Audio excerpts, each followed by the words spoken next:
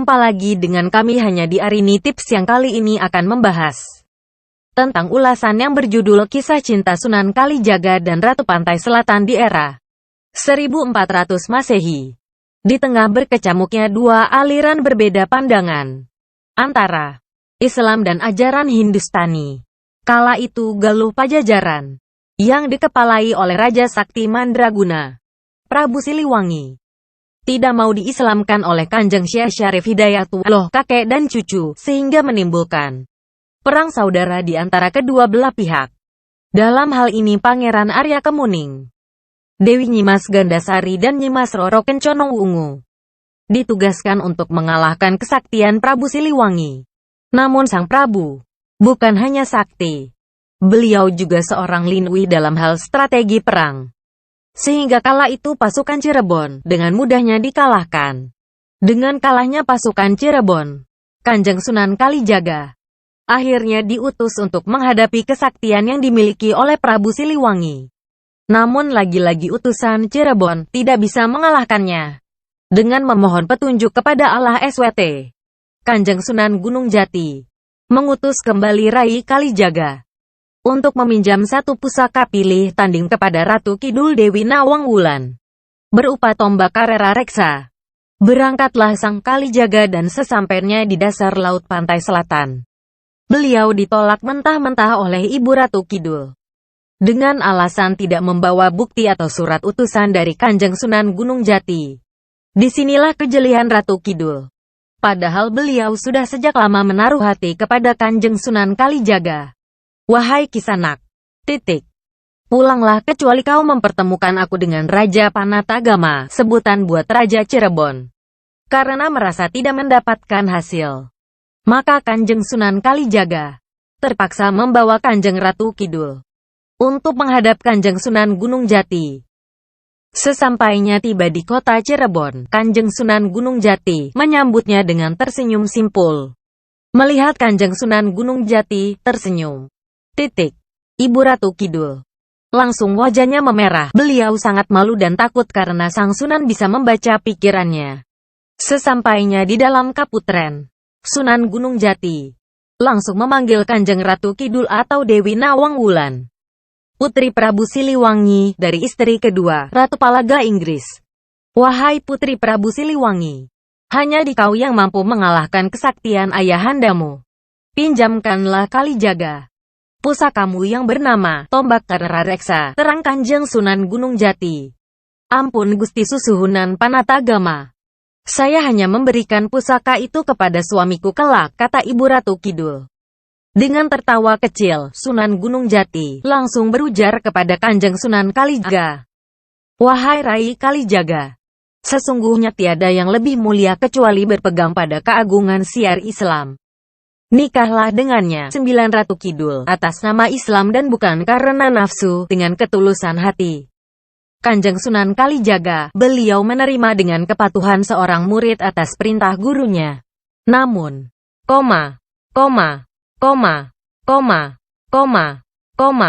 bagi Ibu Ratu Kidul, yang suka mempermainkan idamannya, beliau tidak langsung menerima kesetiaan Kanjeng Sunan Kalijaga.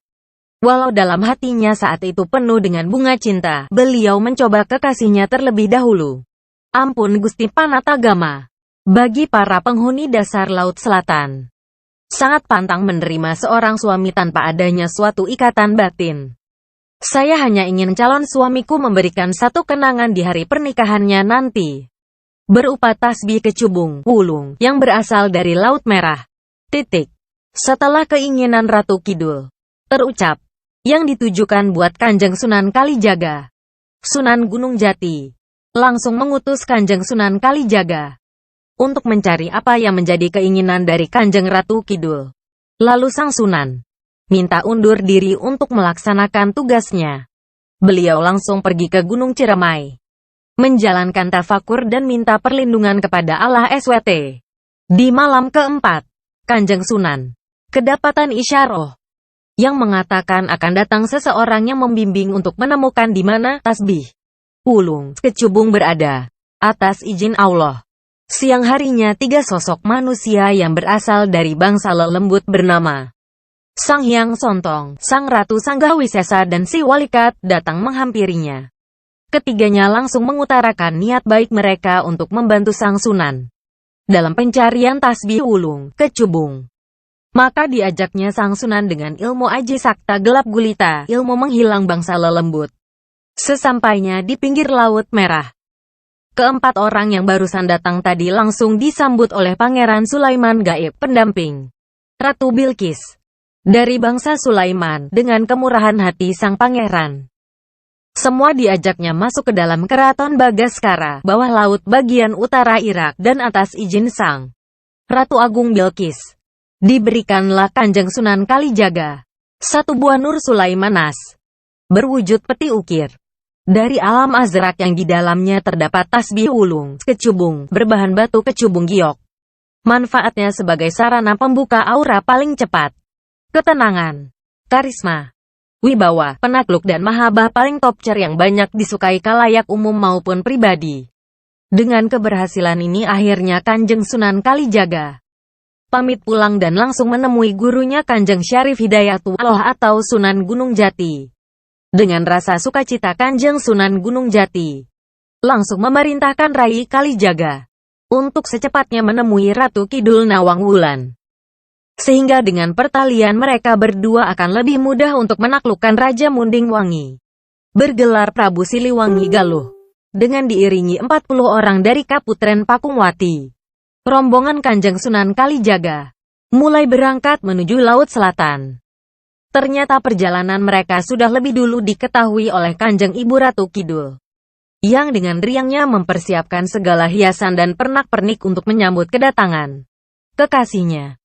Setelah kedua kekasih resmi menjadi sepasang suami istri, maka diserahkannya pusaka penakluk Karera Reksa, yang selama ini menjadi bagian dari pusaka wahid keraton bangsa dasar laut. Dan setelah semuanya usai, Sang Sunan langsung izin pamit untuk menunaikan tugas mulia, mengalahkan Prabu Siliwangi. Pusaka Karera Reksa langsung diserahkan kepada gurunya Kanjeng Sunan Gunung Jati.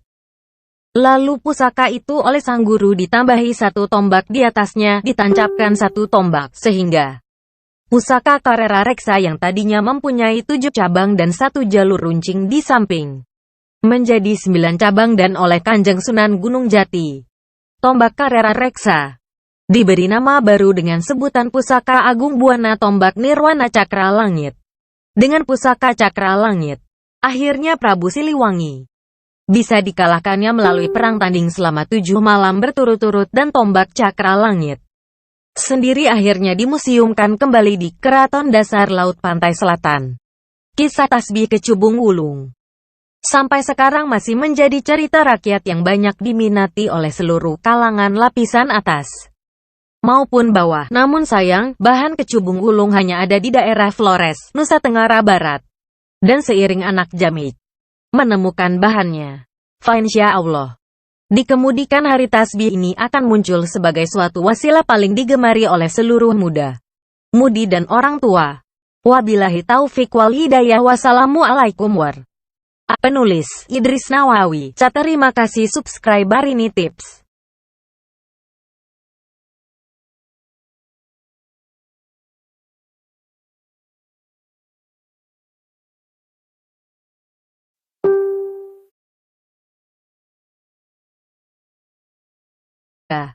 Sunan Gunung Jati langsung mengutus Kanjeng Sunan Kalijaga untuk mencari apa yang menjadi keinginan dari Kanjeng Ratu Kidul. Lalu Sang Sunan minta undur diri untuk melaksanakan tugasnya. Beliau langsung pergi ke Gunung Ciremai, menjalankan tafakur dan minta perlindungan kepada Allah SWT. Di malam keempat, Kanjeng Sunan kedapatan isyarah yang mengatakan akan datang seseorang yang membimbing untuk menemukan di mana tasbih wulung kecubung berada. Atas izin Allah, siang harinya 3 sosok manusia yang berasal dari bangsa lelembut bernama Sang Hyang Sontong, Sang Ratu Sanggawisesa dan si Walikat datang menghampirinya. Ketiganya langsung mengutarakan niat baik mereka untuk membantu Sang Sunan dalam pencarian tasbih wulung kecubung. Maka diajaknya Sang Sunan dengan ilmu aji sakta gelap gulita, ilmu menghilang bangsa lelembut. Sesampainya di pinggir Laut Merah, keempat orang yang barusan datang tadi langsung disambut oleh Pangeran Sulaiman gaib, pendamping Ratu Bilqis dari bangsa Sulaiman. Dengan kemurahan hati sang pangeran, semua diajaknya masuk ke dalam keraton Bagaskara, bawah laut bagian utara Irak, dan atas izin sang Ratu Agung Bilqis, diberikanlah Kanjeng Sunan Kalijaga satu buah Nur Sulaimanas berwujud peti ukir dari alam azrak yang di dalamnya terdapat tasbih ulung kecubung berbahan batu kecubung giok. Manfaatnya sebagai sarana pembuka aura paling cepat, ketenangan, karisma, wibawa, penakluk dan mahabbah paling topcer yang banyak disukai kalayak umum maupun pribadi. Dengan keberhasilan ini akhirnya Kanjeng Sunan Kalijaga pamit pulang dan langsung menemui gurunya Kanjeng Syarif Hidayatullah atau Sunan Gunung Jati. Dengan rasa sukacita Kanjeng Sunan Gunung Jati langsung memerintahkan Rai Kalijaga untuk secepatnya menemui Ratu Kidul Nawang Wulan. Sehingga dengan pertalian mereka berdua akan lebih mudah untuk menaklukkan Raja Munding Wangi, bergelar Prabu Siliwangi Galuh. Dengan diiringi 40 orang dari Kaputren Pakungwati, rombongan Kanjeng Sunan Kalijaga mulai berangkat menuju Laut Selatan.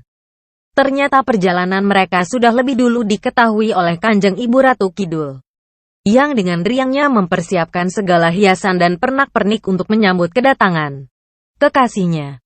Setelah kedua kekasih resmi menjadi sepasang suami istri, maka diserahkannya pusaka penakluk Karera Reksa, yang selama ini menjadi bagian dari pusaka wahid Keraton Bangsa Dasar Laut. Jumpa lagi dengan kami hanya di Arini Tips yang kali ini akan membahas tentang ulasan yang berjudul Kisah Cinta Sunan Kalijaga dan Ratu Pantai Selatan di era 1400 Masehi. Di tengah berkecamuknya dua aliran berbeda pandangan antara Islam dan ajaran Hindustani, kala itu Galuh Pajajaran, yang dikepalai oleh Raja Sakti Mandraguna, Prabu Siliwangi, tidak mau diislamkan oleh Kanjeng Syekh Syarif Hidayatullah kakek dan cucu, sehingga menimbulkan perang saudara di antara kedua belah pihak.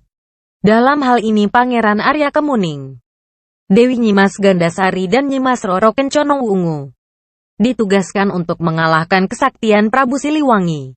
Namun sang Prabu bukan hanya sakti, beliau juga seorang linui dalam hal strategi perang. Sehingga kala itu pasukan Cirebon dengan mudahnya dikalahkan. Dengan kalahnya pasukan Cirebon, Kanjeng Sunan Kalijaga akhirnya diutus untuk menghadapi kesaktian yang dimiliki oleh Prabu Siliwangi. Namun lagi-lagi utusan Cirebon tidak bisa mengalahkannya. Dengan memohon petunjuk kepada Allah SWT, Kanjeng Sunan Gunung Jati mengutus kembali Rai Kalijaga untuk meminjam satu pusaka pilih tanding kepada Ratu Kidul Dewi Nawang Wulan. Karera Reksa, terang Kanjeng Sunan Gunung Jati. Ampun Gusti Susuhunan Panatagama. Saya hanya memberikan pusaka itu kepada suamiku kelak, kata Ibu Ratu Kidul. Dengan tertawa kecil, Sunan Gunung Jati langsung berujar kepada Kanjeng Sunan Kalijaga. Wahai Rai Kalijaga, sesungguhnya tiada yang lebih mulia kecuali berpegang pada keagungan siar Islam. Nikahlah dengannya, 9 Ratu Kidul, atas nama Islam dan bukan karena nafsu, dengan ketulusan hati. Kanjeng Sunan Kalijaga, beliau menerima dengan kepatuhan seorang murid atas perintah gurunya. Namun,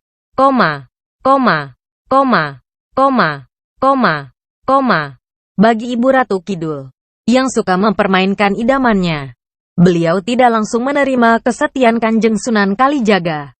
Walau dalam hatinya saat itu penuh dengan bunga cinta, beliau mencoba kekasihnya terlebih dahulu. Ampun Gusti Panatagama. Bagi para penghuni dasar Laut Selatan, sangat pantang menerima seorang suami tanpa adanya suatu ikatan batin. Saya hanya ingin calon suamiku memberikan satu kenangan di hari pernikahannya nanti, berupa tasbih kecubung wulung yang berasal dari Laut Merah. Setelah keinginan Ratu Kidul terucap, yang ditujukan buat Kanjeng Sunan Kalijaga berupa tombak Karera Reksa, berangkatlah sang Kalijaga dan sesampainya di dasar Laut Pantai Selatan, beliau ditolak mentah-mentah oleh Ibu Ratu Kidul. Dengan alasan tidak membawa bukti atau surat utusan dari Kanjeng Sunan Gunung Jati. Disinilah kejelian Ratu Kidul. Padahal beliau sudah sejak lama menaruh hati kepada Kanjeng Sunan Kalijaga. Wahai Kisanak. Pulanglah kecuali kau mempertemukan aku dengan Raja Panatagama, sebutan buat Raja Cirebon. Karena merasa tidak mendapatkan hasil, maka Kanjeng Sunan Kalijaga terpaksa membawa Kanjeng Ratu Kidul untuk menghadap Kanjeng Sunan Gunung Jati. Sesampainya tiba di kota Cirebon, Kanjeng Sunan Gunung Jati menyambutnya dengan tersenyum simpul. Melihat Kanjeng Sunan Gunung Jati tersenyum, Ibu Ratu Kidul langsung wajahnya memerah. Beliau sangat malu dan takut karena Sang Sunan bisa membaca pikirannya. Sesampainya di dalam kaputren, Sunan Gunung Jati langsung memanggil Kanjeng Ratu Kidul atau Dewi Nawang Wulan, Putri Prabu Siliwangi, dari istri kedua, Ratu Palaga Inggris. Wahai Putri Prabu Siliwangi, hanya dikau yang mampu mengalahkan kesaktian ayahandamu. Pinjamkanlah Kalijaga pusakamu yang bernama Tombak